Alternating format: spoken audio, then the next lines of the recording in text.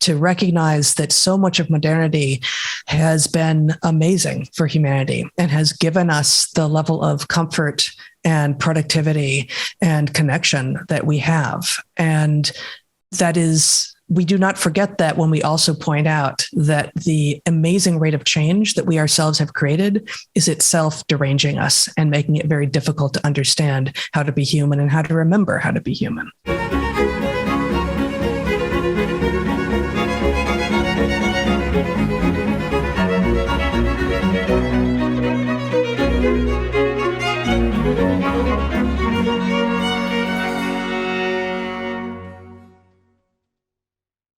Hello, everyone. I'm pleased today to have some friends of mine on, Heather Heying and Bret Weinstein. They're evolutionary biologists who've been invited to address the U.S. Congress, the Department of Justice, and the Department of Education. And they've spoken to audiences across the globe. They both earned PhDs in biology from the University of Michigan, where their research on evolution and adaptation earned awards for its quality and innovation. They have been visiting fellows at Princeton University, and before that were professors at the Evergreen State College for 15 years. They resigned from Evergreen in the wake of the 2017 campus riots that focused in part on their opposition to a day of racial segregation and another college equity proposal. They co-host weekly live streams of the Dark Horse podcast and are both quite well known to many people in my audience. It's a pleasure to have you guys here today. I just read your new book. I'm very much looking forward to talking about it. You have a copy. Maybe we could see it. It is a pleasure to be with you, Jordan. Thank you. Yes, thank you. Great to see you again, Jordan, and great to be back on your podcast. Thank you. A Hunter-Gatherer's Guide to the 21st Century. So let's talk about that. I've got some questions. Well, first of all, maybe we should ask why did you write it? What was your purpose? Well, in the many years that we were teaching at Evergreen, we were deploying what we called the evolutionary toolkit, which was a set of concepts that allowed people to understand the nature of biological creatures and the nature of they themselves. And many of our students asked us if there was not some way, some form in which we could provide them the toolkit so that they could hand it off to people who weren't in our classes. And events have conspired so as to allow us to write that book. And we've now done it. We're very excited to finally have the toolkit in the world. So there was a broad question that was popping around in my mind while I was reading this. I mean, you do state in the book that it's very difficult to derive shoulds, so pathways for behavior, from scientific facts and scientific data. But in some sense, the book is an attempt to, extract out from biological knowledge certain guidelines for behavior, guidelines for thinking. And so it looks like it's in part an attempt to bridge the is-ought gap, to speak philosophically. And did you think about that explicitly when you were writing the book? Well, it is, we point out that the naturalistic fallacy is something to be avoided, exactly as you just alluded to. What we know to be true does not necessarily mean that that's what ought to be true or what we ought to aspire to. But I think what we do consistently in the book and in our teaching and in our lives is try to understand what we've been, who we are, and not just what we are evolutionarily from an anatomical and physiological perspective, but from a behavioral perspective and a cultural perspective, and thus make the most meaning that we can from what we've been to what we can be. Yeah, well, you talk about human universals, for example, and you speak about them biologically, sets of emotions we have, language, the use of shelter, the fact that we all live in groups that we imitate, that status is part of our, what would you say, psychological concern, existential concern, the division of labor, artistic production. And so you could think in some sense that if that's what human beings have always done, that there's some, and that's what we are in some sense, that there's some utility in having some respect for that. And that seems to be at least a tentative bridge between the is-ought chasm. For what it's worth, I don't think there's really any conflict between what we've tried to do here and the obvious difficulty of extracting an ought from an is. The fact is, we have values. Ultimately, they may not be defensible from a scientific perspective. In fact, if you take it to an extreme, it's difficult to establish a reason that existing is better than not existing. In some sense, that's a subjective preference, and it's one that it's not surprising we all share because we are the descendants of many creatures who have preferred it. But in an absolute sense, it may not be defensible. So what we do in the book is we inform the question of what ought to be with a scientific understanding. And we believe that any credible ought needs to be informed in this way, at least in modern times. And where we arrive is at the conclusion that we cannot, in fact, go back. There is no place for us to return to that would be sensible from the point of view of modern people. And we cannot go forward in a chaotic way. We have to recognize that there are many things about what we were that need to be preserved and updated. There are other things that need to be jettisoned, and that it is that renegotiation of our relationship with each other and with the planet that is the focus of where we must go. And you talk at the beginning about the new landscape that sits in front of us, and you also discuss that in relationship to the human niche. And so one of the issues you confront very early in the book is this notion of hyper novelty. And I mean, I've been very ill for a long time, and so I've sort of woken back up, and I have all this new electronic stuff around me that I don't know how to use. And it can do so much, but it's very, very hard to figure out how to make it work.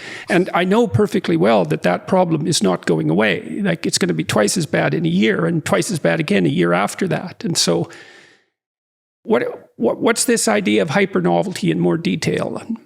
Well, at one level, and I'll let Brett continue on after I answer, but at one level, the book is an invitation to consider trade-offs in all things, to recognize that so much of modernity has been amazing for humanity and has given us the level of comfort and productivity and connection that we have. And that is, we do not forget that when we also point out that the amazing rate of change that we ourselves have created is itself deranging us and making it very difficult to understand how to be human and how to remember how to be human.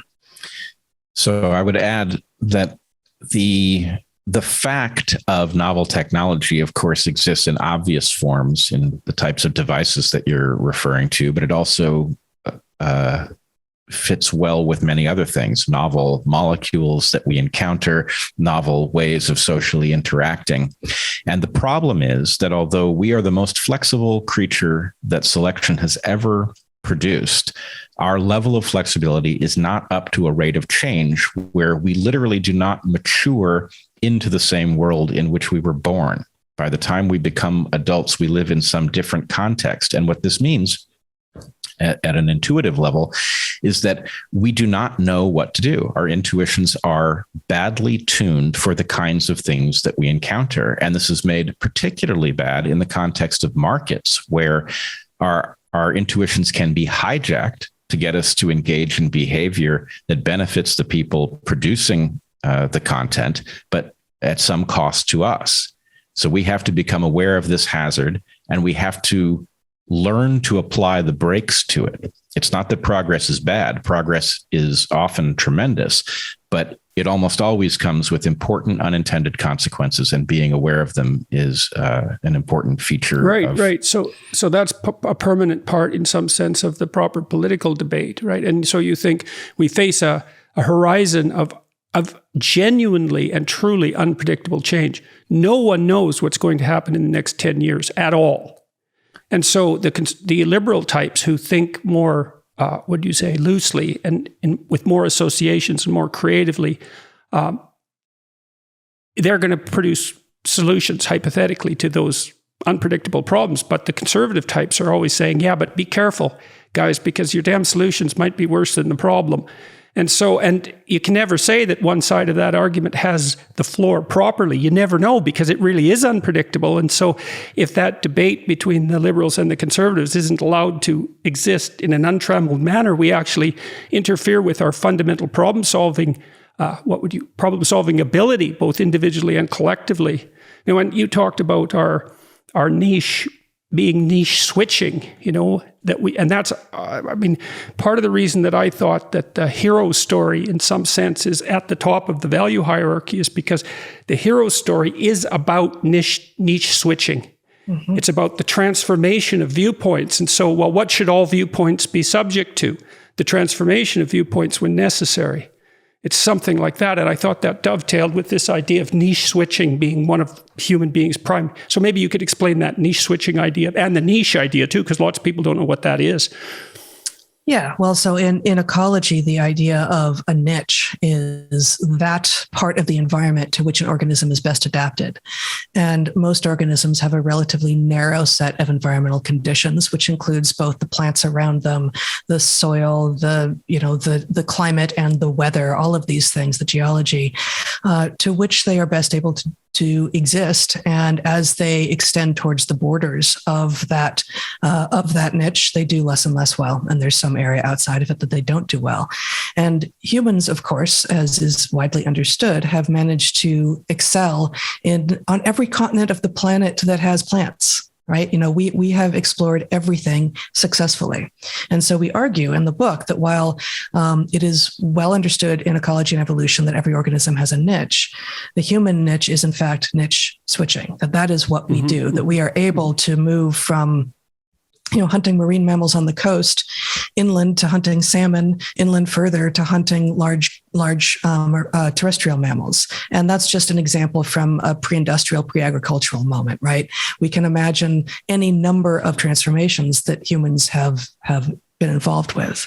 And this implies that we have a mechanism for swapping out our programming, which we clearly do. If you think about what happens as a population moves through time and changes what it does for a living, there's a mechanism for getting there. It's not a haphazard process.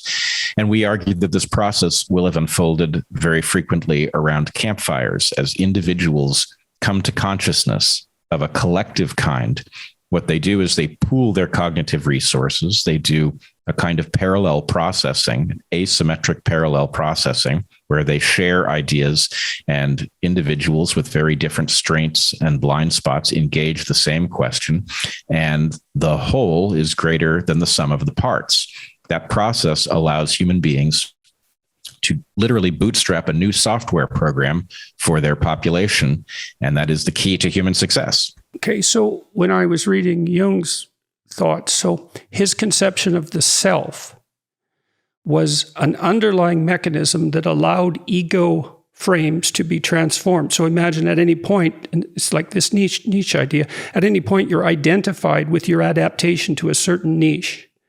But now and then the niche transforms, and so you have to transform or die. And so, but you're identified as you with that adaptation. And so that's experienced in some sense as an ego death. And then the question is, well, when that ego death occurs, what does it collapse into? And Jung's idea was there's an underlying structure that he called the self that is there stably across transformations of proximate identity. He also associated that, at least in part, with the voice of conscience, which was a voice that was telling you that your current adaptation, despite your identification with it, wasn't optimized. It wasn't optimized. I suppose that's the right way of thinking about it. So, yeah. And many moderns, especially those of us who are spending so much of our time on screens and in social media now, too often conflate those two things, right? Conflate the ego identity with the self, if I'm remembering your use of Jung's terms correctly. Yes. And this is exactly the problem. And that is exactly the problem. Right. That's a really interesting. Jung wrote an essay called "Relations Between the Ego and the Unconscious," which is one of the most brilliant things he ever wrote. That is exactly discussing that problem and its catastrophic danger. It's brilliant, but it's very hard to figure out what it's about if you don't have this initial conception. Yeah, and so so it's exactly the problem for individuals and also for one individual assessing another. And so, the way that we used to frame it in our classrooms without the Jungian framing was we're not going to conflate a person's idea that you may find objectionable with a dislike of the person themselves. The person's ideas is skating on top of what their actual self is, but it's very easy to fall prey to that conflation. So the parallel you point out is actually reflective of an overarching similarity, an analogy between developmental progress and evolutionary process. And so what Jung is focused on there is a developmental analog of what we talk about with respect to lineages transforming what they do. An individual coming to do something different than they did before is involved in a process that looks very much like that and will have many of the same features as they update. Okay. So you could think about that too is, the prefrontal cortex grew out of the motor cortex. And so what that means is the prefrontal cortex has basically evolved to abstract out patterns of action in abstraction so that they can be assessed and killed, dispensed with before being instantiated in behavior. And so that is, in fact, a replication of the evolutionary process in abstraction so that we can have our ideas die instead of us. And we do that in the political landscape if we're smart, right? Because part of the debate is, well, here's a bunch of good ideas, we should act them out. It's like, wait a minute, some of those might kill you. And you do a lot of that kind of warning in this book, right? Because you talk about the necessity of creative adaptation. But the book is full of cautions about unintended consequences. And so, for example, you talk about, and I hate this, all these gadgets we have around us. It's engineers, they're all autistic and obsessed with blinking lights. So every damn thing you have has to have a light on it. And I finally bought a router where you could shut off the lights. It's like, more power to them. But it's not trivial. You point out, for example, that we're not well adapted to sleep if there's any blue light around. And so we have these gadgets, and we're very sensitive to even dim light. And so we have these gadgets around that are polluting the darkness. And well, that's not nothing. And that's a really good example of an unintended consequence. Yeah, it's not nothing at all. And I think, we have been lucky enough to live in a space for many decades now where we could make a totally dark and mostly silent nightscape for ourselves. But whenever we travel, the presence of at least one blue LED blinking somewhere in the room in which you're supposed to sleep is almost ubiquitous in pretty much every other room that we have been exposed to. And that suggests that right there, we have a likely explanation for at least part of the derangement of moderns. Right there, sleep disruption. We know we need sleep. We argue in the book, were aliens to land here with the technology to have gotten here, they would not be confused by the fact that we spend a third of our lives in apparent dormancy because they too would sleep. Sleep is necessary. Yeah, well, one of the first things you do as a clinician to treat people with depression is to try to regulate their sleeping. Because it's such a basic biorhythm that if it's fouled up, then your emotional regulation deteriorates tremendously. And so these hypothetically small changes, and of course, light at night is not a small change. Night is dark. And we didn't have light except fire. And you point out in the book that, and this is Wrangham's work, a lot of it, which you cite, that we've probably been messing about with fire for something approximating 2 million years. And so nighttime fire, that's a whole different thing. That's the right kind of light. One of the things that's interesting about your book and the way you think is that you're using biology in some sense also to point out what we should be wary of, because it's going to disrupt our biological function in ways that might not be so good for us. And so it's health advice in some sense, even though a lot of it seems to be behavioral. Well, it's health advice in the sense that we are unhealthy because of all of this hypernovelty at virtually every scale. And so when you say that light in the middle of the night is not a small matter, we point to the possibility in the book that in some sense, wavelengths of light that tend towards day, that include a lot of blue, misinform us about when we are active. And for many of us, we may be able to tolerate that if we can get past the simple sleep disruption. But for some of us, it may be activating the dream state while awake, and that the degree to which simply activating the dream state while awake would mirror the kinds of symptoms that come along with schizophrenia is conspicuous. Simply activating the dream state. Yeah, simply activating the dream state. Also, there's a question about, given that we have these cycles of sleep and that we wake very differently under natural circumstances than we do under modern circumstances, it is an open question as to how much cost there is to awaking arbitrarily as a result of your alarm, suddenly triggering your ability to interrupt these cycles immediately if there's an emergency, right? That can't possibly be good for you. And we are built not to do it. And so the idea that, I'll just put an alarm clock by my bed and I'll get up at 6:30, at what cost? And I think we simply don't know. No, well, that's so interesting that so many of those technological innovations, well, this is the conservative speaking again. It's like you think you know what that thing is, but don't be thinking you do that.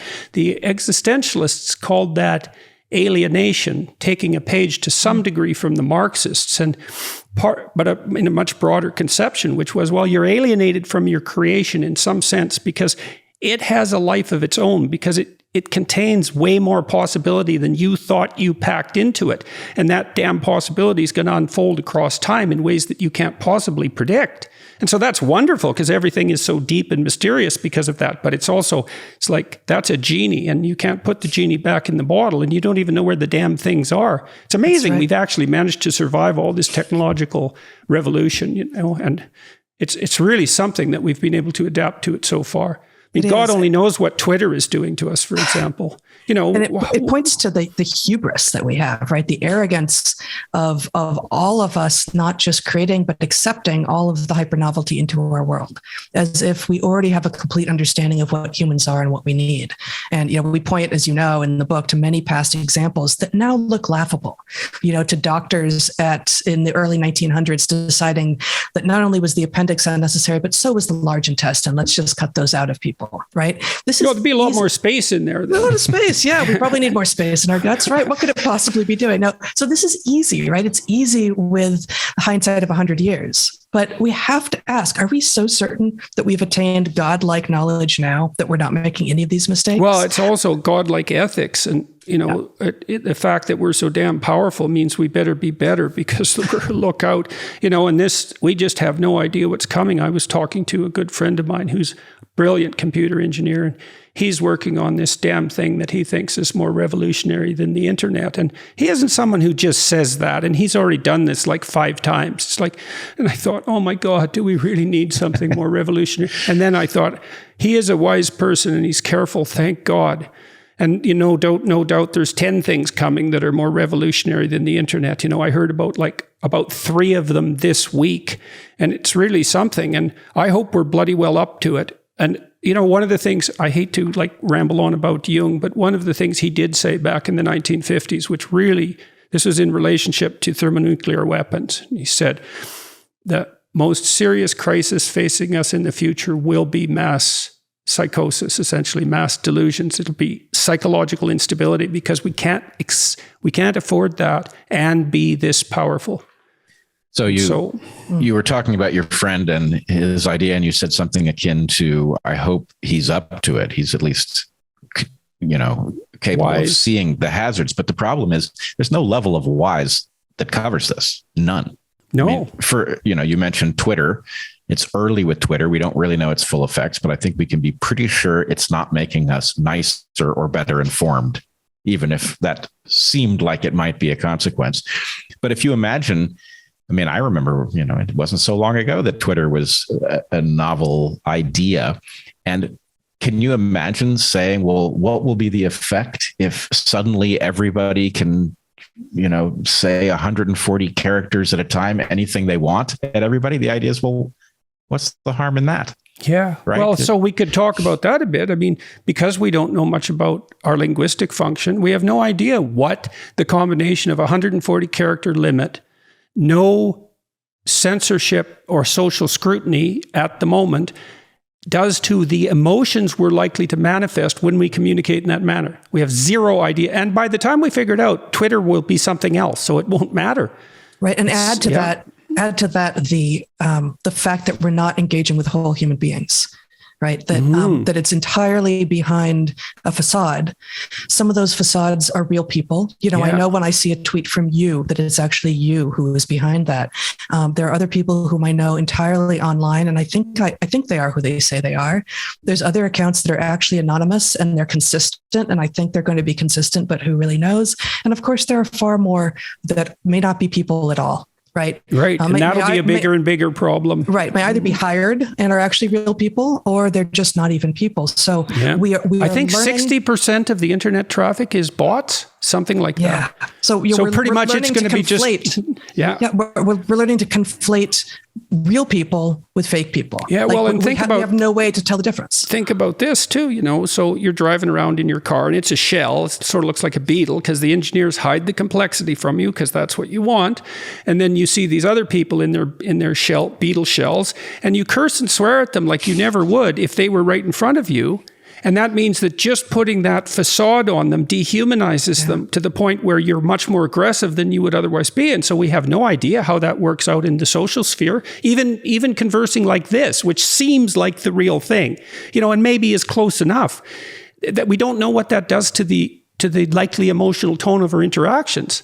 No, that's right. It's arbitrary is the answer. And I agree with you exactly. Your example of cars is a great one. But one thing that we can be pretty sure is that if people treated each other in person the way they treat each other on Twitter, they would get beaten up with some regularity, which would stop them from doing it. And so the net effect might be that, we would be nicer. Right. Mm-hmm. And so the suspension of the actual violence may cause us to become much more dangerous as we're trying to problem solve and navigate. Well, yeah. And then we could talk about that for a minute, too, because you might think, well, violence is no solution. It's like, no. But one of the things that you do see in interactions between men is that there is an underlying threat of physical violence that's always there. And you think, well, that's a terrible thing. Those demonic males, that's Wrangham's book, right? But by the same token, you can signal a tiny increase in the potential for that violence in a variety of ways, by frowning, by changing your voice tone. So you just have to hint at it if it's a civilized discussion, and it keeps it within bounds. And that's one of the things that I don't see so characteristic of linguistic interactions between women, for example. Yeah, it's not. And I would just add, to pick up on a point that you made earlier, you said the prefrontal cortex is borrowing from the motor cortex. Well, it's also specifically in mammals, the cerebral cortex is borrowing from what used to do our smell processing. Right. And, so as primates, we're much more visual than the rest of mammals, which are much more focused on smell with this increase in the size of the telencephalon. But what all are we missing when we're doing something that feels very much in person, like what you and we are doing right now, but we're not smelling each other. And, now that's for sexual interactions. That's got to be crucial, man. Right. And it's mostly not conscious. Like humans, we supposedly don't have pheromones. Well, let's see about that. Right. But Sure. Exactly. Yeah, right. But we know that we're in person with one another. There's little things about body language, about movements, about little gestures and facial movements that don't convey even over screens, and certainly don't convey otherwise. When I was in college, I lived with like 6 ne'er-do-wells and a couple of pretty decent women. And one of the women she had her moods, and I swore that I could tell if she was in a frozen mood when I walked into the house. I thought, I know something's up here. And that happened like 6 or 7 times. And maybe it's, superstition or whatever, but I really think it had something to do with smell. And I also had this very strange experience when there was someone in my house that was pretty much homicidal and ready to go off that night in a very not good way. A person who was very disturbed, a good friend of mine who eventually committed suicide. And I woke up at like 3 a.m. and I thought, no, something's seriously wrong. And I went into his room and he was sitting there up on his bed, and I knew what he was thinking. And I swear, and my brother was sleeping. He was visiting me from Western Canada, a couple thousand miles away. He was in the other room, completely different room. He told me the next day, independent of this interaction I had with my friend who was staying with us, that he said, what the hell was going on last night? I couldn't sleep at all. And I really think it was smell associated. So who knows, right? It could be, but it also, one of the things about human beings is that we have really no idea what most of our minds are up to. And so you don't know what you're tracking. You could be tracking that when somebody is in a mood, that they walk across the floor in a particular way where that floorboard doesn't squeak, or it does squeak, or something about their pattern of behavior has just been recorded as a precursor to something bad. And so it might as well be smell, or that might be a metaphor. I can just smell something's coming. It could be just either. think about dogs. Try taking your dog to the vet without him knowing. It's like, what the hell is that dog figuring out? It's nonverbal, clearly. It's like you think that dog can't understand language, and get some of it. But man, dogs, they know. And it's probably because your nonverbal behavior isn't exactly the same as it usually is. And they're extremely attuned to that, partly because they're not actually blinded by their linguistic ability, right? Because our linguistic ability actually inhibits some of that nonverbal decoding, at least our conscious awareness of it. Yeah, we make the mistake of thinking if we're using language, we're being purely analytical. And we forget all of the things that underlie the analytical. Yeah, like all the musical tone. Mm-hmm. Yeah. Right. In fact, this is my hypothesis for why we have these greetings that carry zero content in them. Is that it's very hard to hide from somebody who knows you that, there's something on your mind. If you say, I'm fine, right? But you just don't get the tone color exactly right. They're not fine. Convinced. Right. Exactly. Right. Yeah. But there's an awful lot that's communicated. And in fact, you see that with small talk too, and I've talked to a lot of hyper intellectual people, and I was kind of like this at one time. It's like small talk, who's got time for that? It's like, no, you probably don't want to be around anyone who doesn't have time for small talk. And because small talk is, well, first of all, it isn't energy requiring. And that's actually really quite nice. And it's also an indication that the person has some social skills. They know how to just have an introductory conversation and not jump right into what's dead serious, and all those things we do to smooth the waters that a technology like Twitter just eliminates. And we also don't know how Twitter samples people. Like, Twitter may only allow people who are irritated about something to talk.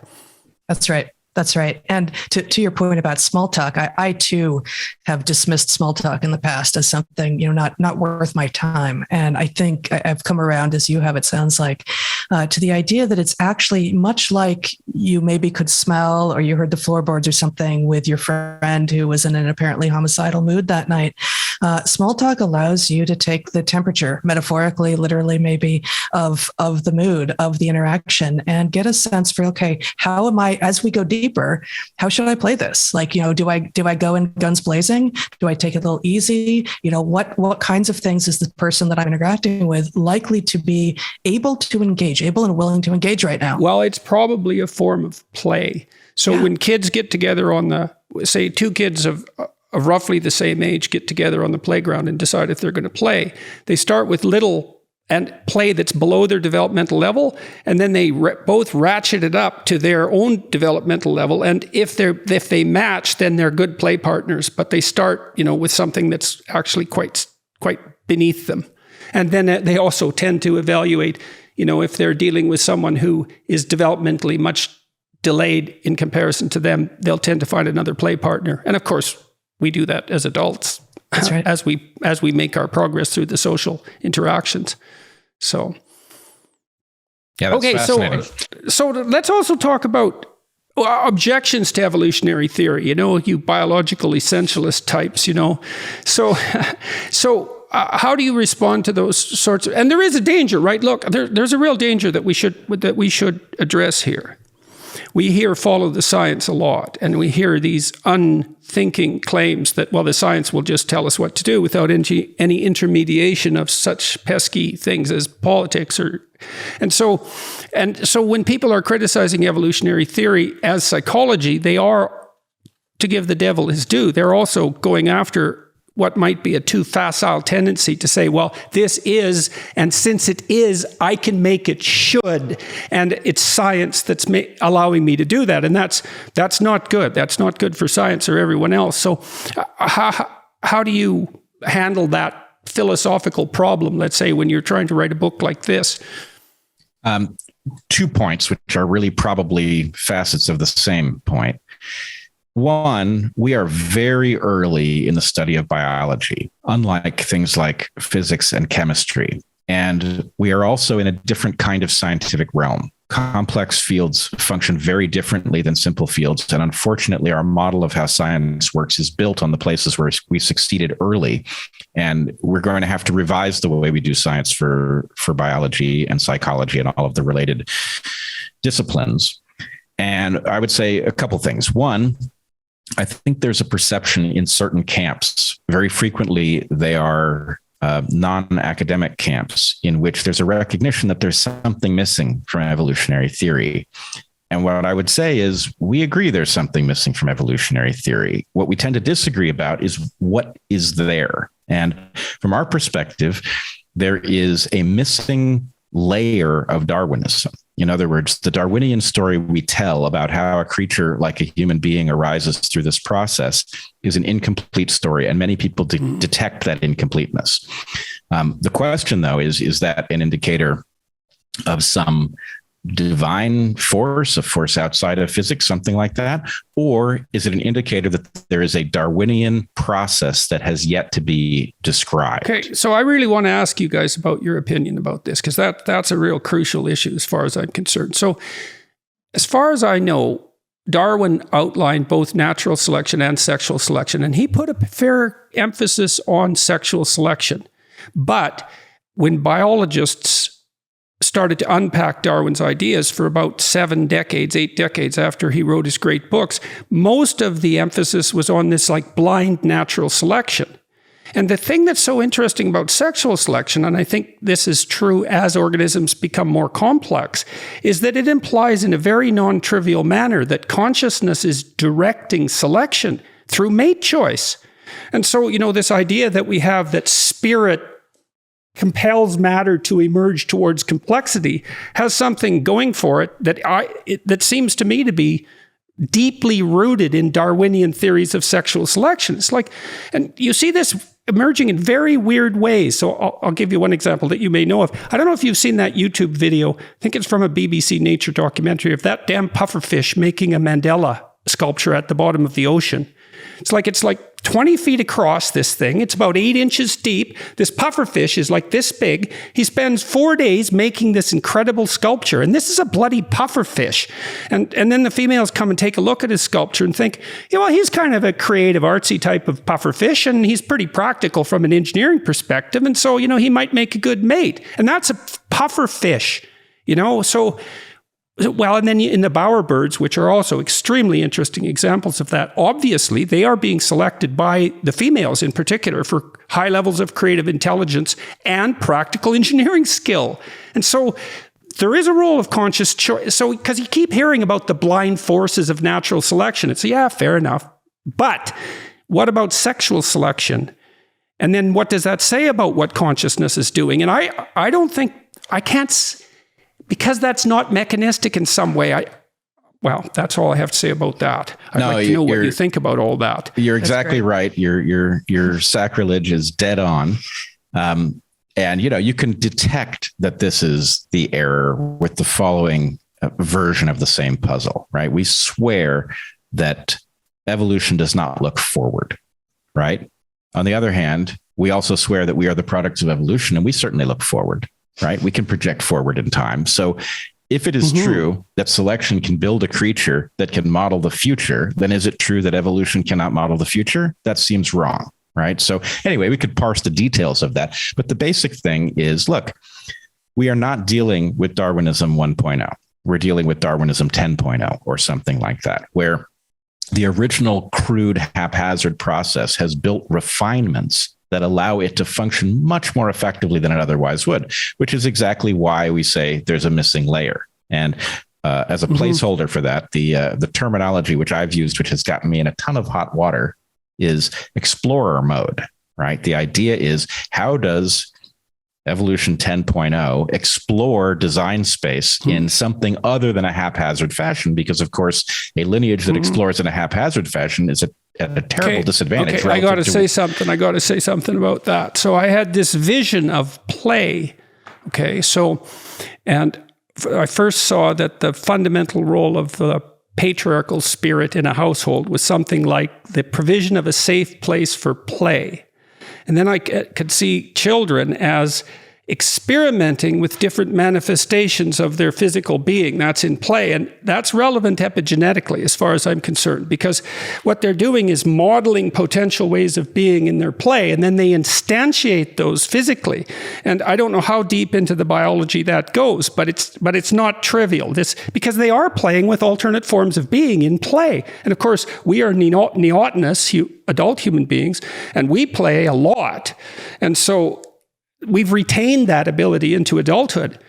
So take what you just said about play and epigenetics and extrapolate it to birth order effects, right? Birth order effects, which are either a failure of selection, because if there's some best way to be, then where you are in the birth order shouldn't affect it.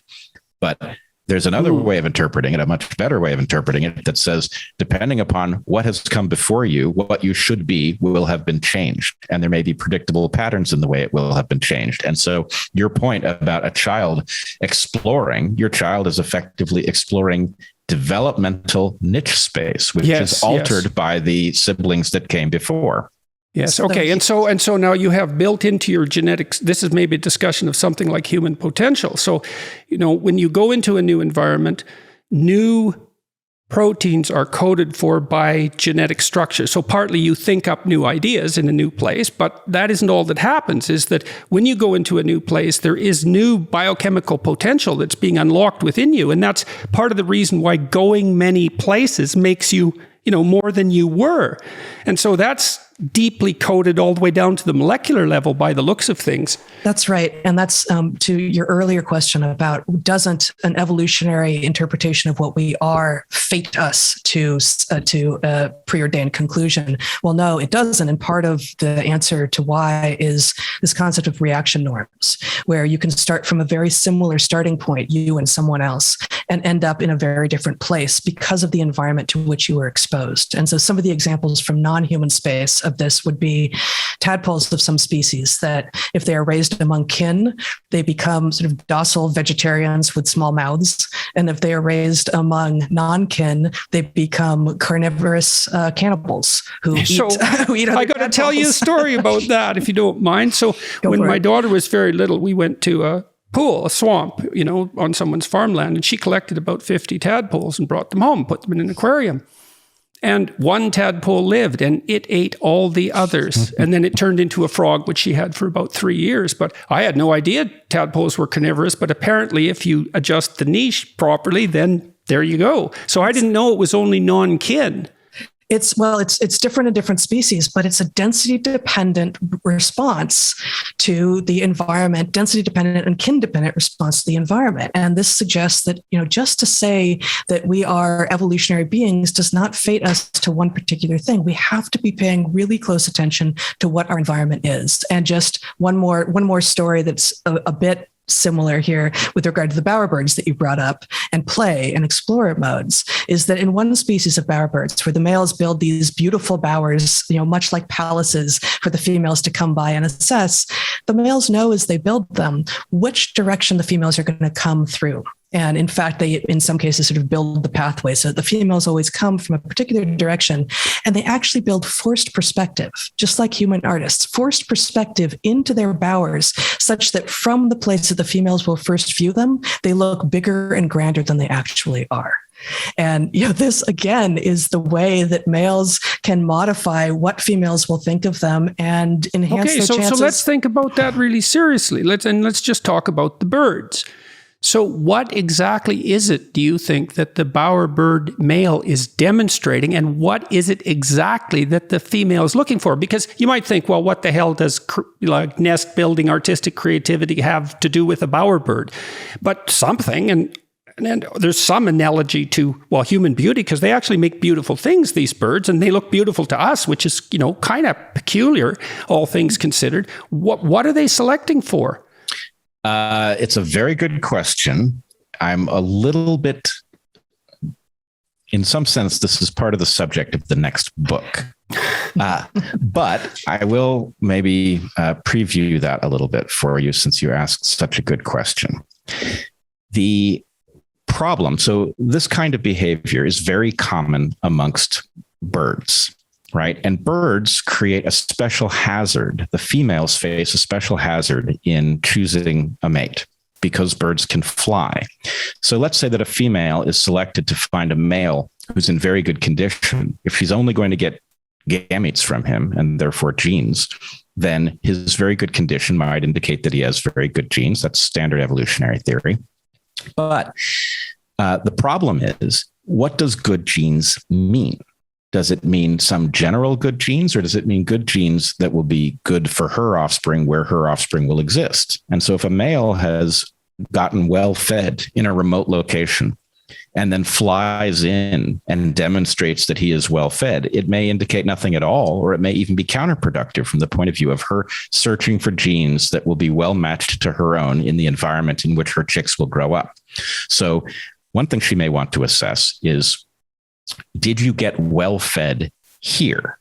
And the thing about bowerbirds, we could go on for hours about this, but the thing about these bowers, which have no function whatsoever, they are not nests, they don't provide shelter, they just simply are these structures that demonstrate something, is that males will steal from each other.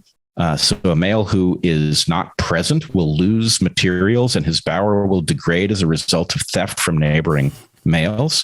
He will also typically have a behavior like a dance, right? In which he will perfect in the exact location. He will dance around the objects of his bower. And so if a female, let's say that a male does the worst want to thing, see my etchings. want to see my etchings. Yeah. But let's say that a male flies in, right? A well-fed male flies in from somewhere where food is abundant. And then he, because he's a big brute, evicts a local male who's built a beautiful bower, right? And then a female comes and she assesses the bower. Looks great. Then she assesses the dance. Won't look great because he hasn't practiced it there, right? He just flew in. He's a faker, right? She'll detect that, okay? Wow. Whereas if he's... You're a thief, and you're a thief from far away, furthermore. Right.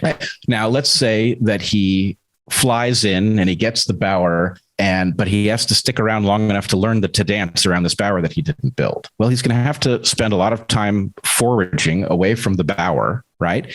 And so he may look well, but the bower may be degraded, even if his dance looks good. Also a no-go.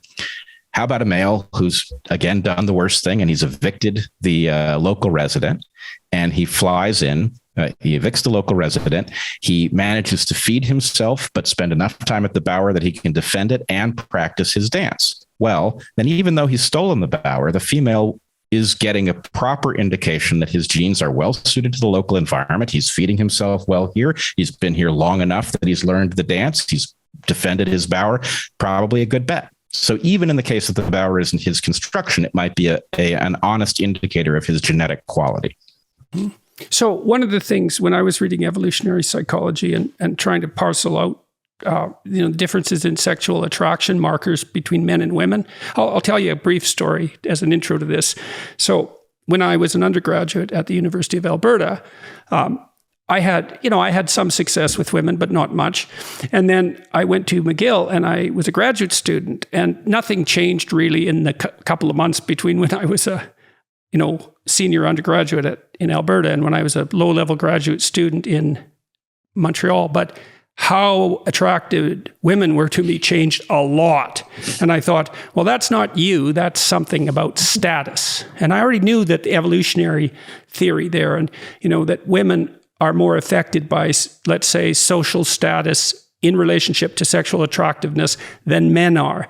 But then I thought that through too, and I thought, no, women use status as a marker for the ability to gain status in novel environments. It's something like that. And so like an expensive watch or something like that, or a nice suit, shows that you have acquired resources and hints that you still could, even if things fell apart. So it's not mere power or even resources, which it's often parodied at and sometimes understood as. It's a proximal marker for something much deeper, which is somewhat akin, I think, to what you're talking about with regards to the male bowerbird. Is that way off? Or No, that's very much the case, and I'll let you continue after Brett. But its status is exactly an honest indicator of the ability to have, and presumably the ability to continue to procure resources. And frankly, this is a part of the sexual selection literature of how most evolutionary biologists would have us discussing this.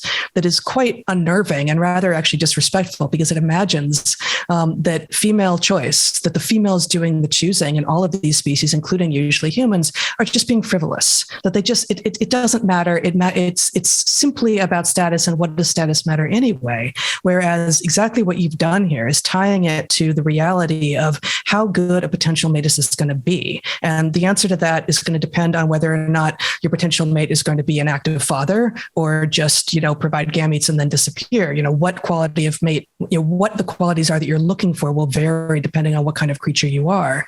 But the idea that females are just being frivolous. Well, we can talk about status for a minute too. And so, like, if you look at human social hierarchies, and this is true across the animal kingdom, and then you rank order individuals in terms of their relative status, even in relatively non-social creatures that have to occupy the same territory, those that have the best local niches have offspring that are much more likely to survive. They have much lower mortality rates. And then there's something else too that psychologists have figured out that I think is right, that has a biological underpinning, which is that your serotonin system is more effective at modulating your negative emotion given a certain level of stress the higher you are up in the social hierarchy, because you're actually safer. And so part of what that implies, and this just blew me away when I sorted it out, was that when you go after someone's beliefs and they've used their beliefs to stake a claim to a position in a hierarchy, you're attacking the structure that modulates their sensitivity to negative emotion. And if you're hypersensitive to negative emotion, you hyper prepare physiologically so much that you die way earlier. So this isn't trivial. And it isn't like the terror management theorists think that, your beliefs somehow regulate your anxiety directly. It's no, you have a set of beliefs that gives you a stake to a claim in a status hierarchy. And so that's what we do as professors, right? We say, well, look, we have this knowledge, and that's why we get this niche. Well, then I attack the validity of your knowledge, then I make you out to be one of those fly-in bowerbirds that just ripped off the status hierarchy. And then that interferes with your emotional regulation. That's that's worth thinking about for about 10 years, that, I think. Yeah, well, I think one thing that is true is that our modern environment and our mismatch, our evolutionary mismatch with it, obscures all of the elaborate logic that undergirds the relationship of a normal creature in its environment, or would have characterized our ancestors in any of the environments from which they came. And so it's very easy to look, for example, at modern human females and see that there's a preoccupation with the level of wealth and status of potential mates, and to read something superficial into it. But the point is, no, this is about deadly serious stuff, and it may not be deadly serious stuff in the modern environment. But the point is, the sensitivity to those things has everything to do with females in a past environment sussing out small differences that had large evolutionary implications for their lineage going forward. Well, and I think that your notion of niche transformation, niche switching there. So imagine that partly what the woman is trying to do is use markers of proximal success as an indicator of niche switching capacity. Now, they're inadequate markers, and that's partly why they can be criticized, and they're no more accurate than the claim that just because you're rich, you're good. But but status is not exactly wealth, although wealth is a proxy for status. Status is more subtle. But symbols of wealth are pretty good instantaneous proxies for status. They're subject to all sorts of flaws and they're not sufficient. But, you have to screen most people out. So you need simple markers to begin with. So Heather, let me ask you, how do you view, both as someone who's female and as someone who's an evolutionary biologist, how do you conceptualize the difference in status hierarchies in human females and human males? I'd really be interested to hear that. Yeah, well, this too could go on for 10 years. We are one of very few species that has hierarchies in females and hierarchies in males. Other species tend to have one or the other. There may be a couple, maybe Japanese macaques, if memory serves, that have both. But in those few species that have both, and in all of the species that have one or the other, the hierarchies are created and maintained via different means.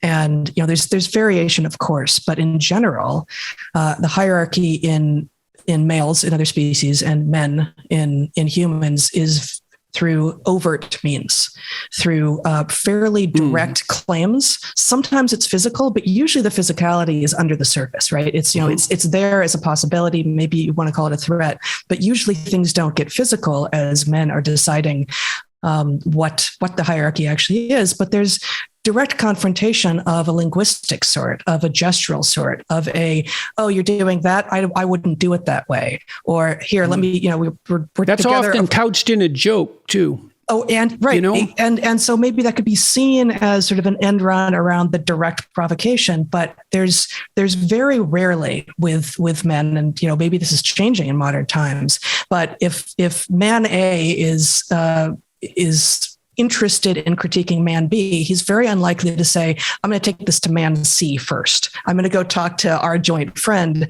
and before I take it directly to the guy with whom I have an issue.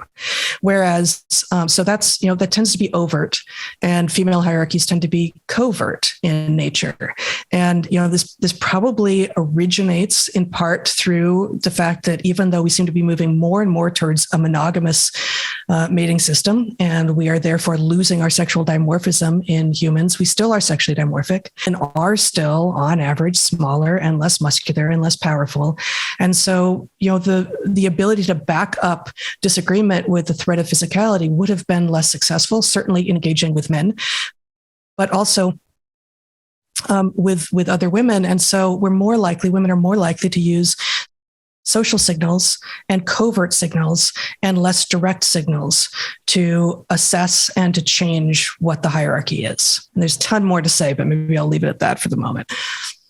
So let's switch. You have a chapter on sex and gender, and that would be fun to talk about. So first of all, I'm really curious about if you think those terms are importantly different, and if they are, why, and what they both mean if they're different. So let's start with that. All right. They are different, but the way in which they relate actually you can deduce from the Omega principle, which we haven't talked about yet. But essentially, the way of conceptualizing it is, Heather and I say this slightly differently, but I would say that gender is the software of sex. And I tend to say that gender is the behavioral manifestation of sex. And what this means is that these things are housed at a different level. What it does not mean is that they are pointed towards different objectives. So the Omega principle, which is one of the important principles that undergirds the logic of the book, is that epigenetic phenomena, including culture and all of the software layer, is more flexible than genes and therefore more rapidly adapting, but it is also subordinate to the genes in terms of objective, because genes are in a perfect position to shut down anything behavioral or cognitive that does not serve their interests, which it won't do instantaneously, but over generations it will. So what we find is gender has to be serving the interests of the genes, and therefore sex and gender should be pointed in the same direction.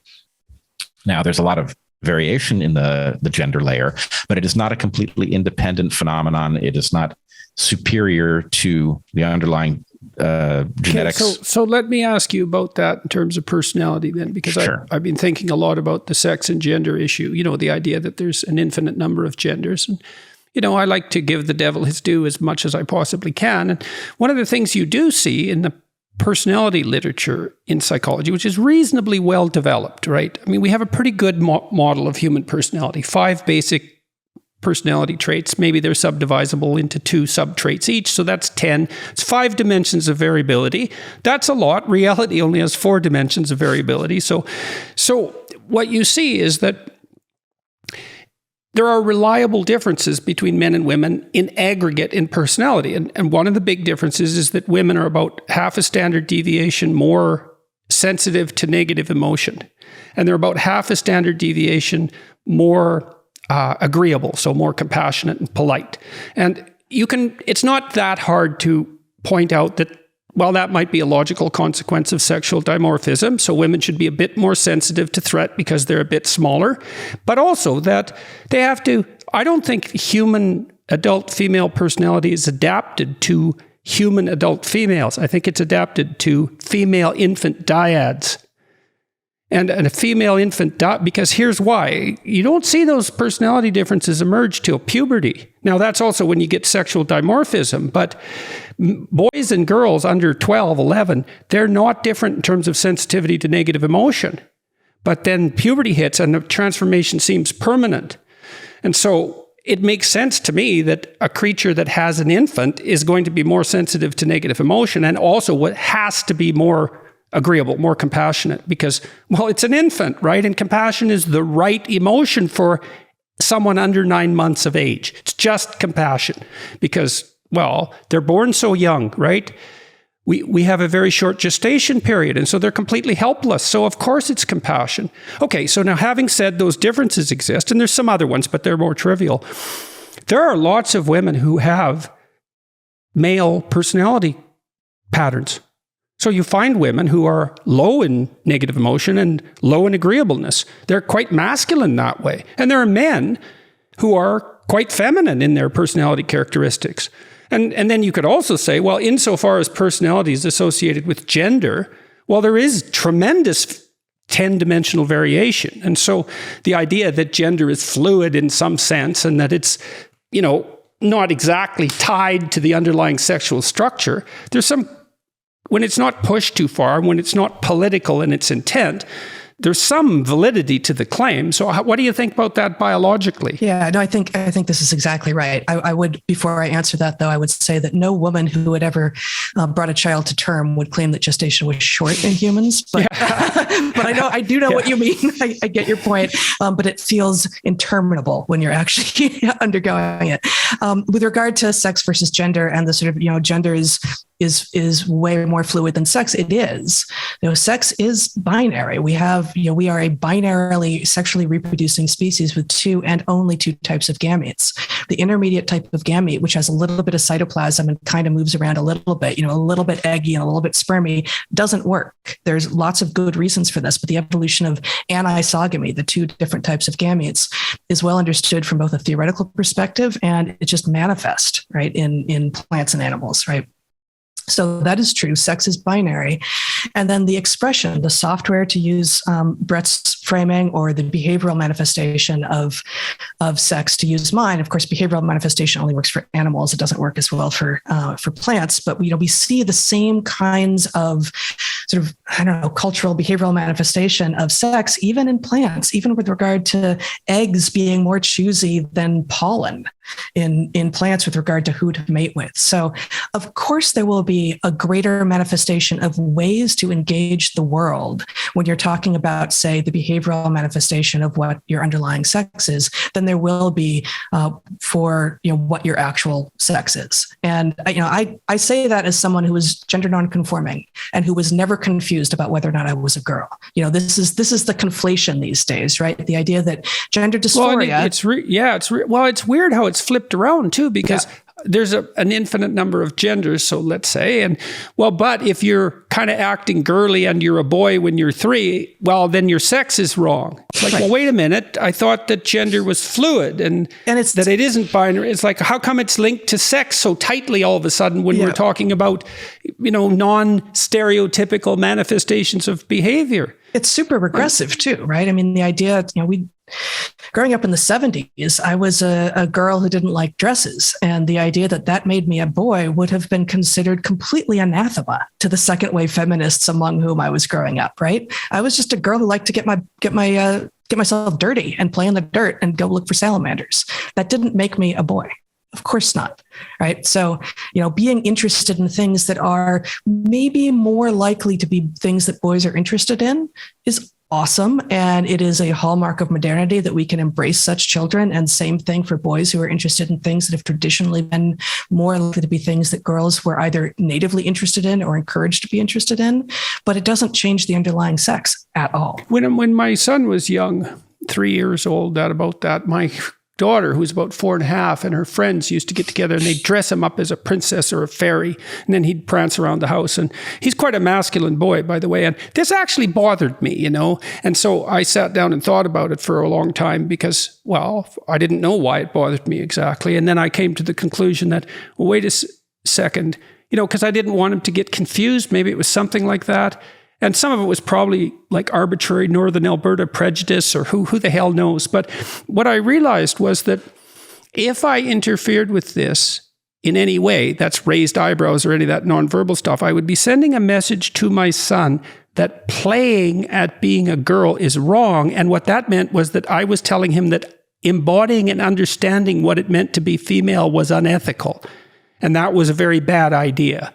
And so when you see that sort of gender crossing play take place with kids, especially at that age, you should, take somewhat of a hands-off approach and understand that they are, one of the ways I know who you are is to act you out, to play you out and to imitate you. And it's easy to shut that down. And then you get the kind of divisions between the genders, let's say, or the sexes that aren't good. You can interfere with that very young. Well, it goes to your earlier point about children effectively exploring epigenetic space and discovering who they are. And the fact is, you can start with a perfectly random approach to that, right? I'm going to try being anything at all. And the point is, certain things land somewhere where there's something useful to be done, and other things don't land at all. And some things are fun for 5 minutes.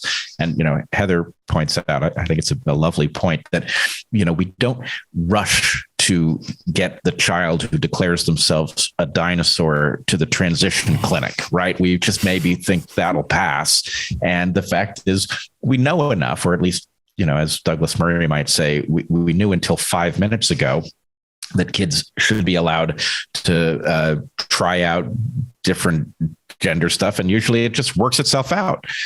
My granddaughter, she watched Pocahontas a lot, and she had a Pocahontas doll, and she insisted for about 1.5 years when she was, I think, 3, that she was if you asked her if she was Pocahontas or Ellie, she has 2 names, Ellie or Scarlet, she would insist that she was Pocahontas for a long time. And I thought that was remarkable, that she'd caught something out of that movie that attracted her so much that she was trying to embody that spirit. And well, that is the point of these sorts of animated movies, is to put that spirit forward. Well, exactly. But it was remarkable how committed she was. If you think about that, over 1 year at that developmental stage, she's not Pocahontas anymore, by the way, but I tested it for a long time. And so that play, that's really deep. That's a really deep phenomenon. So, and it gets to the human imperative to create story, to create meaning through narrative. And, we've talked about this a little bit, there is not the hero's journey is extraordinary and universal. And in modernity, I think it can almost just as easily apply to many females' journeys, but there aren't as many universal stories for girls and women. And so, Beauty and the Beast is pretty good. I think it's the best Disney animated film. And like, Beauty's really smart because she doesn't pick Gaston. He's got all the markers, right? Right. She actually wants a beast who can be civilized. That's right. And he's the one advantage that Gaston is all persona. So he's all the fake bowerbird. Now he's a big guy and all that, but even that's fake. But and she's wise because she doesn't fall for the status markers. And he's completely nonplussed by this because he's devoted his whole life to just developing the status markers.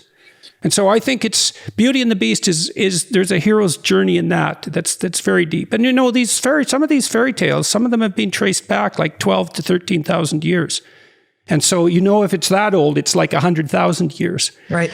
Right. But this actually goes to a point that you and I have been dancing around forever, Jordan, which is the point about to what level are these very ancient things effectively timeless, and to what level are these things in need of change because we now face an environment for which they were not built. And so the hero's journey, I would argue, just painting with a broad brush, the hero's journey is timeless. What does the hero's journey look like? Well, it can look like Odysseus, or it can look like the Fellowship of the Ring, right? Those are very different versions of the hero's journey. And in fact, at the moment, one of the things that we need are stories that are not built by the market to fill some need, but that actually reflect the transition in what males and females do in the world. That in some sense, one of the positive things that has flown from birth control is that women, because they can now engage in family planning that works, are free to compete with men in every realm that isn't physical. Yeah, well, one question we're wrestling with is, are women just men then? They are not. Right, since the birth control pill. Well, but they are in some way, which is just what you said. They're way more like men than they were before 1950. We are freed because they have control. Yes, exactly. And so part of what we are trying to sort out in our culture is, to what degree are they just men, or better men even? I mean, look what's happening to university enrollment, for example. And so we don't know. And that issue of universality. So a student once asked me in one of my classes at Harvard, it's like, well, if these stories are archetypal, why don't we just tell the same story over and over? Like exactly the same story. Mm. And I thought, that's a really good question. And then I thought, well, there's actually an answer to that in Christian symbolism.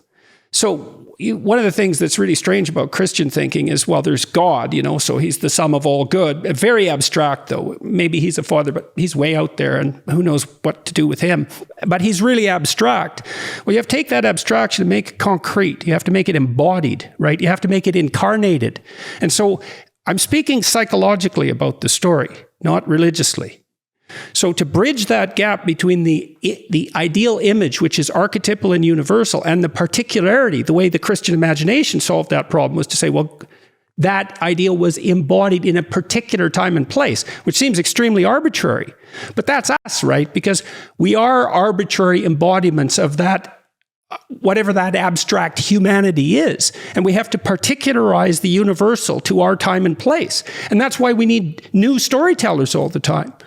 Right. You need new storytellers, and you need effectively a process of selection. It may or may not be affecting the storytellers, but it affects which stories resonate. And so a perfect example of what we do instead of telling the same story over and over again is we tell a story in a way that is relevant to the current moment. Yes, right. The allegory of the cave is the perfect example of this, right? The Matrix is the allegory of the cave. Arguably, the Truman Show is the allegory of the cave.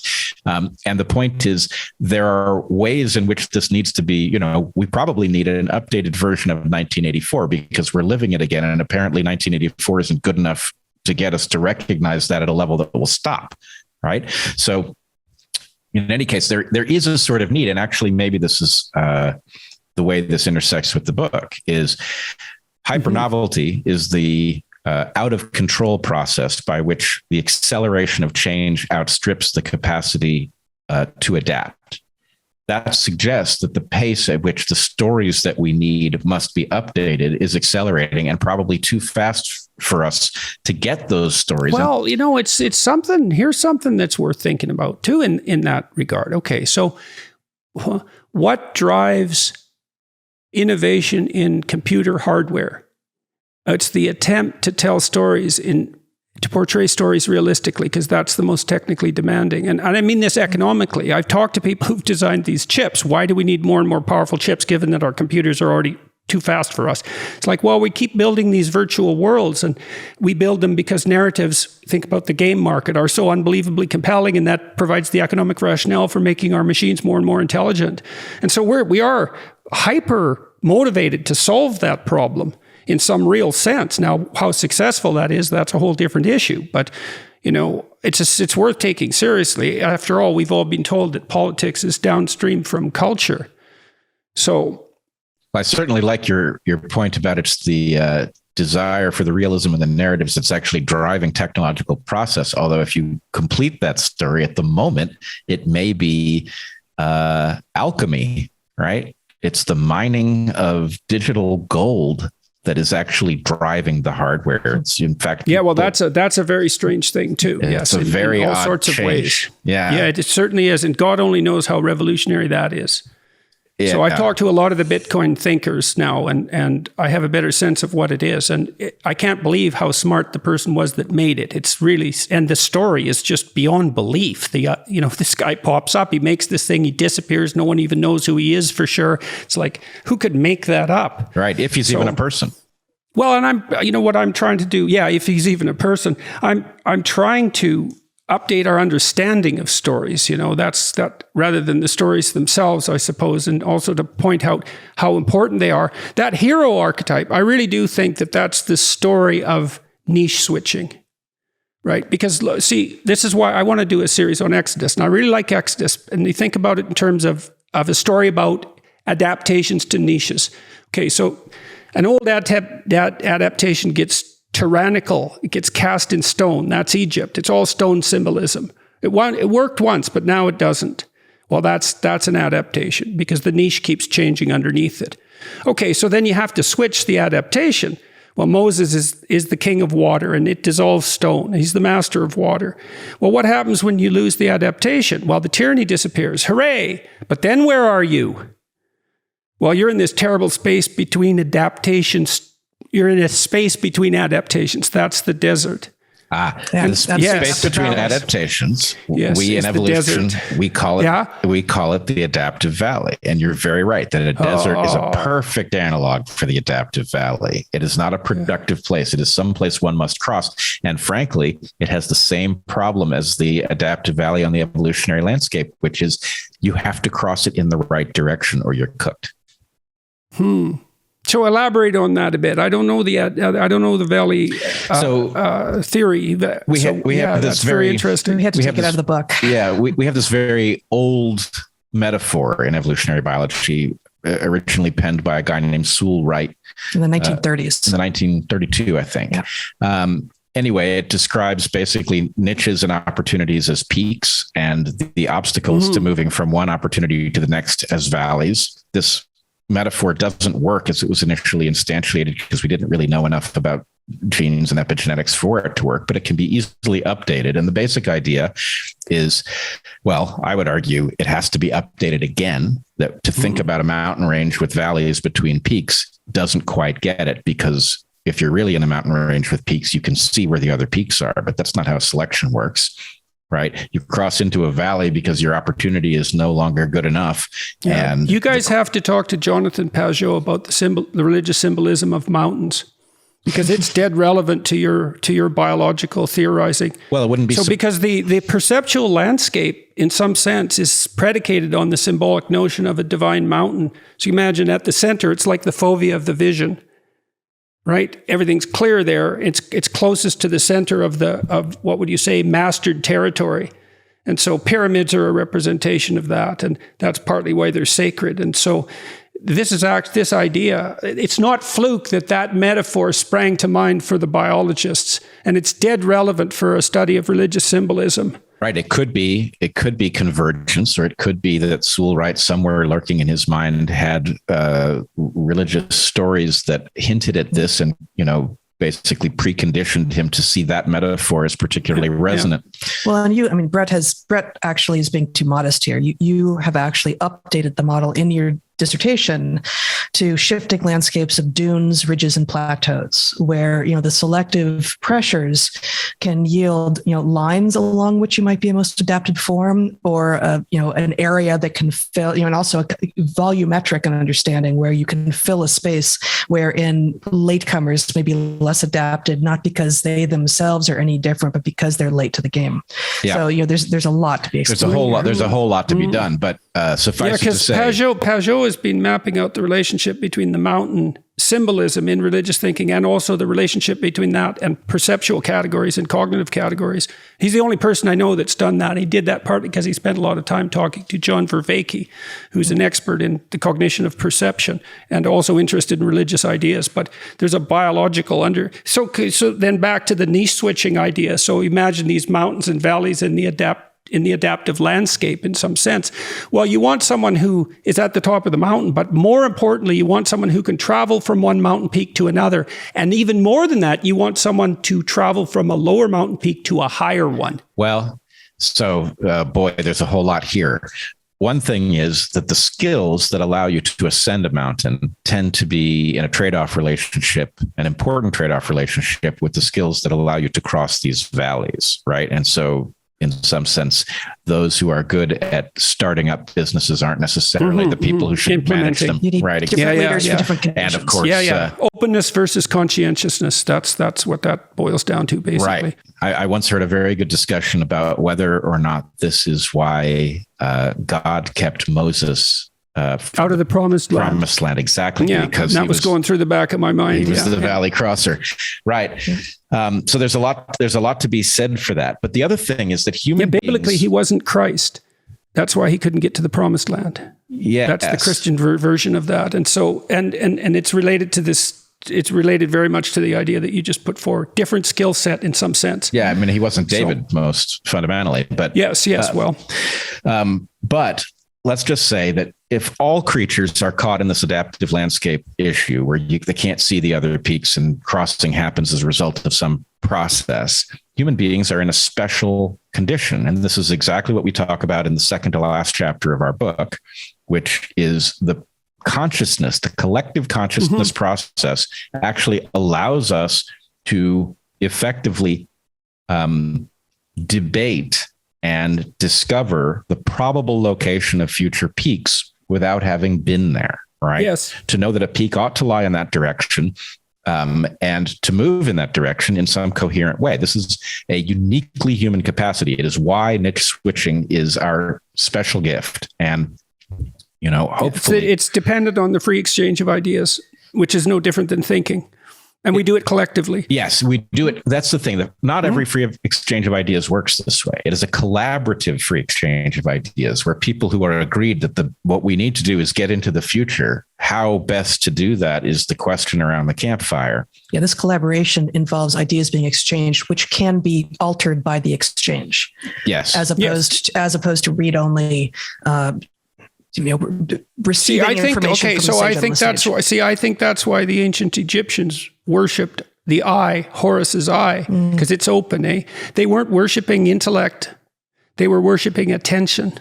It's different. It's really different. And intellect, that's Milton's like authoritarian demon.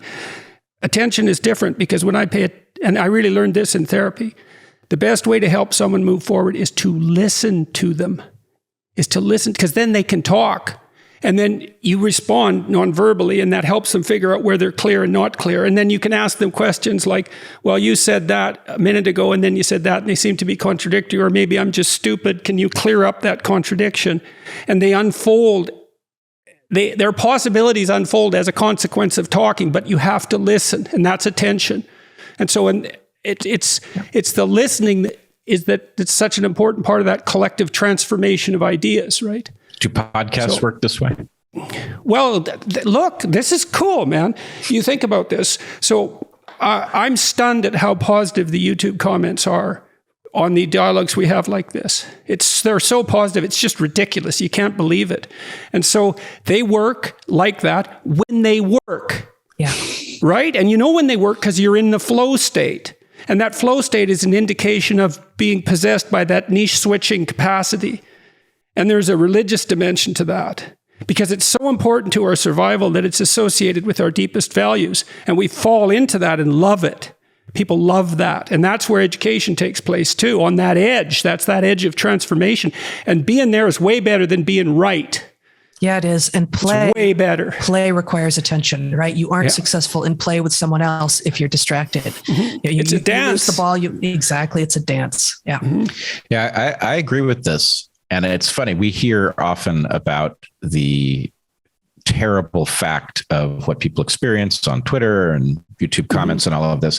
We have very often existed in a state that just didn't mirror people's description of how terrible these things were. And then sometimes the narrative shifts on you. And so it is almost like a flow state that you reach and the audience resonates and the comments look a certain way. And then something happens. Sometimes something intervenes from the outside to disrupt it. And I guess I fear more and more that there is so much at stake in the sense making that goes on in these forums, that something is intervening for economic reasons or reasons of power. That, in other words, that could easily happen. Yeah, I mean, hopefully it won't, but it could. I think it's already happening. The idea is look, we have to fight against. Look, we have that's part of the eternal battle, right? That the imposition of what's right against that flow state, that's there forever. I mean, the ancient Egyptians knew that. They had Osiris. Their god Osiris was a representation of that totalitarian proclivity. That's the evil uncle in The Lion King. It's this, and it is the existential psychologists, who I like a lot. One of the things they did was lay out thrownness. It's right. Well, what do we always contend with? Well, we always contend with the evil uncle. That's the tyrannical face of history, and it's always something against which, well, the hero battles, for example, and then often incarnates in his old age, unfortunately. But I mean, I'm optimistic about this, and it is play, and that's and so people love to be invited. That's what's cool about this too, is you invite people into this, you entice them into this. You don't tell them they have to do it. And then they're so happy. It's so cool. It's so wonderful to be able to do this. And then you also think you want to have someone you actually disagree with to talk to, because you can actually play with them more deeply if they're being honest, partly because they're way more unexpected than someone you already agree with. And that also means that flow state can be deepened because you get farther, right? You get more novelty that gets incorporated and understood. And so that's really... That's fun too. What you just said reminds me actually of advice that we got from Bob Trivers, who's one of the greatest living evolutionary biologists and who was our undergraduate advisor. When we were looking to go to grad school, he said, if you end up going on to being academics, to going on to being professors somewhere, you should find a place where you will be regularly exposed to undergraduates, because it's by engaging with the minds of people who do not already think they know something about your field where you will learn the most. And for him, although he didn't say it as part of what he was telling us, it was also part of the sense of play. You know, he was just an extraordinary lecturer. He had a ton of fun up there. And, you know, we first met him as undergraduates, and, you know, watching him play, indeed, with questions that came at him from people who were engaging in good faith, but didn't know what they were supposed to ask, was extraordinary. And that, of course, that's where we learn the most and where we can also have the most fun. Yeah, it's really interesting to hear that Trivers was like that, because I know of his reputation. I mean, I know that he's very well regarded by psychologists as well, particularly for work on self-deception, among other things. So I guess I knew that you guys were his students, but it didn't quite sink in. That was quite the privilege, eh? It was very much a privilege, and he was a marvelous lecturer. I mean, just the man and a piece of chalk in front of a board was something else. I should also point out that Bob is a good friend of ours, and he was the officiant at our wedding. So anyway, that was an interesting experience, and one I think we're both thrilled to have had. And interestingly, actually, he's a man of faith. He has. Think he talked to me on my YouTube channel? Very likely. Yeah. Hey, that'd be great. Let's do that. So if maybe you could introduce us, because I'd love that. I really like to talk to him about self-deception. Well, among other things. He's extraordinary. But he asked us the day before he was to marry us up in the mountains of California in the Sierra Nevada. Some questions, just like a clergy person would. He really took this role on very seriously. This isn't something he'd ever done before, nor I think since. But he specifically wanted to know if we intended to have children. We were in our late 20s at the point we got married. We'd been together for a long time, and we'd never said anything to him about our intentions or not. And he knew that he would be giving a different wedding for us if we said no. I don't know if you have children. Do you have children? Oh, yeah. 2 teenage boys. Absolutely. Well, good, because you should have, and so hooray. Well, I see. I've seen very many couples that decided not to have children, and I thought you could have had some remarkable kids, and you would have been remarkable parents, and it's really too bad that happened. And so, well, I think the right way to say it is that children will destroy your life and replace it with a better one. Yeah, right. Well, one of the things I love about kids is, well, first of all, they're ridiculously funny and playful. Ridiculous. They're little clowns. That's so mind-boggling. They have sense of humor like at 7 months. And I don't understand that. And that's so funny. And they're always playing weird tricks. And then the other thing that's cool, and I think this is part of the theory of mind issue, is that so you look at the world through a layer of latent inhibition, right? So mostly what you see is memory. You don't actually see what's there because your brain wants to take visual shortcuts because it's so goddamn complicated to look at things. And so, by the time you're 50, you've seen 1 million houses, so you don't see any anymore. But then you go for a walk with a 2-year-old, and because you can adopt that frame of reference, the world renovelizes. It's like a little mini psychedelic trip, and that's something that the children can. That's part of the reward they bring you for having to take care of them. Humor, play, that renovelization. And then the other thing I loved about having kids is you can have the best relationship you've ever had if you're careful. Yeah. You absolutely can. It is a unique relationship because, obviously parenthood is very, very ancient and has nothing to do inherently with human beings. But the degree of what it is to be a human being that is transmitted after you are born through interaction and, not even explicit analytical interaction, but by modeling what it is to be a human being and them extrapolating and them throwing out the stuff that maybe is no longer relevant or wasn't that useful as a mechanism for you and replacing it with something else. It's really an amazing privilege to be part of an ongoing transmission of adaptive information down past the generations. Spoken like a true evolutionary biologist. I think It's really funny that you got married by Robert Trivers. That's just exactly right. That's very cool. So look, I think that's a really good place to stop. We've been going for an hour and 45 minutes and it zipped by and we did stay on your book pretty good. So hooray for us. And it was really fun. And I would like to talk to Bob Trivers. That would be great. And I wish you the best with your book. How's the book been doing? And tell about the book again. Hold it up again, because I don't want people to forget.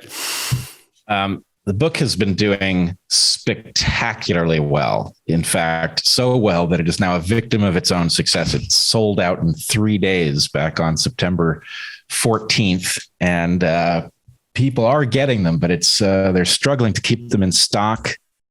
Yeah, that's a terrible problem that you've got there. It's like, oh my God, we were too successful.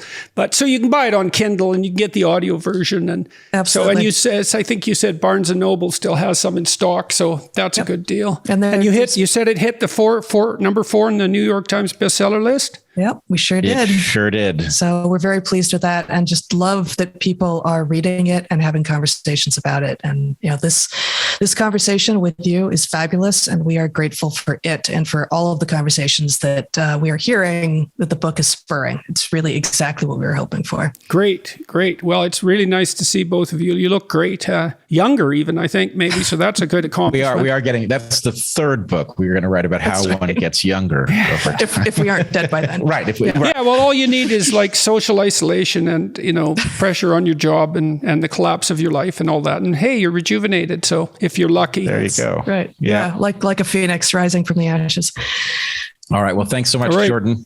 It's been great talking with you too. Yep. More. And I would say, talk to Jonathan Pageau, man. He's deep. And there's this linkage of ideas way down there under the surface that's really worth investigating.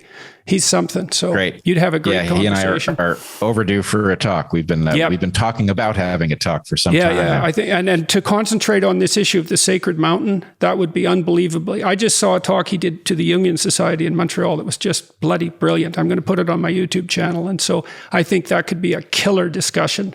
The mountain idea and its role in biology, and that would be something. Cool. All right. Wonderful. Ciao, guys. Thank you, Jordan. Hopefully we'll see you again soon. Yeah. Wouldn't that be nice? Indeed. All right. Be Bye-bye. well, Jordan.